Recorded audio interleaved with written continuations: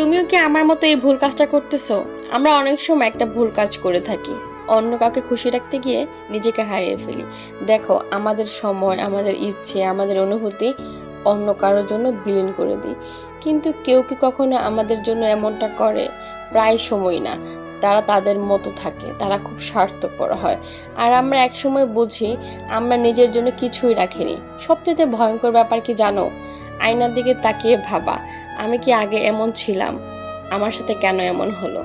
আমরা নিজেকে ভুলেই যাই অন্য কাউকে খুশি রাখতে গিয়ে। তবে এই নিজেকে খুশি রাখাও আমাদের নিজেদের দায়িত্ব। কারণ দিন শেষে নিজের আপন শুধু নিজেই থাকে। মানুষের তো সুযোগ সুবিধা নিয়ে হঠাৎ করে উধাও হয়ে যায়।